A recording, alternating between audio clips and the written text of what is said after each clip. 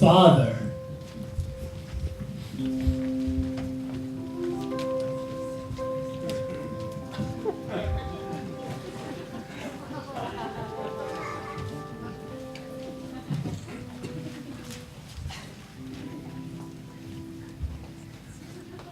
I was sitting in the same spot, and I looked down at the place where you put your feet, I said, motioning to the place.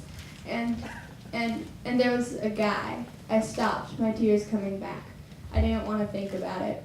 What about the guy, Sam? Felix asked, his voice softer than I had ever heard it be. Finally, my tears stopped and left a dull numbness in its place. He was my father, I said flatly. My father has been around since I was born. He had to, being a responsible, somewhat single father. Yes, one day, in the mid-90s, I was walking through Tompkins Square, and the angel of the junkies stumbled upon me, shoved you, a newborn, at me. You were wrapped in swallowing newspapers, and the guy said, "Hey, yeah, take this," and then collapsed against a tree in an overdosed haze. We were walking along 2nd Avenue, and he had paused at St. Mark's to tell the story of my birth. We changed it weekly. "Swaddling Village Voices," he specified. I had spent the past 2 months telling people I had been found under a rock, too. My father and I have an interesting relationship.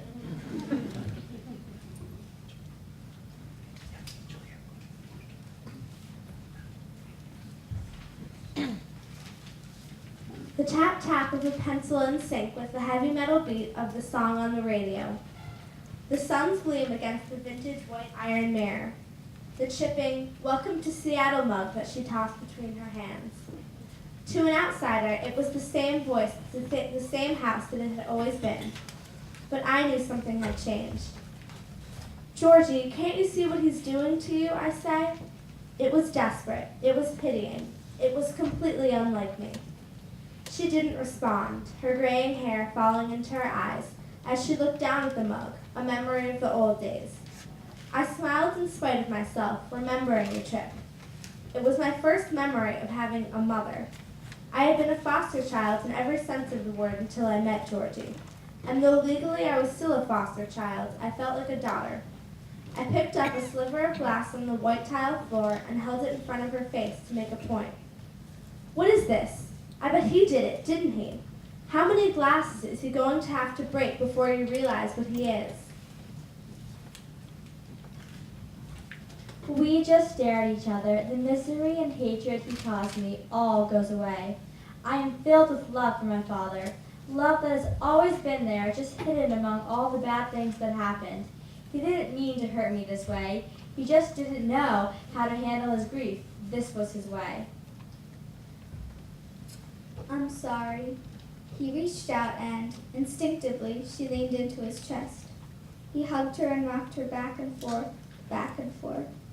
He was so solid, so warm, and Emily melted into his embrace like butter on toast. I yearned to kill John. I slept on the sofa then, as my father could barely afford a one-bedroom apartment, and John's red, beady eyes would chase me from one minuscule room to the next, spying on me as I did my homework and stalking me as I went to bed.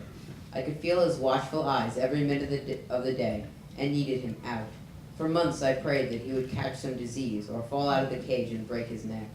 I was far too scared of him to do the deed myself, and every time I asked my father to let him go, he came up with some excuse. My father loved John. "Papa?"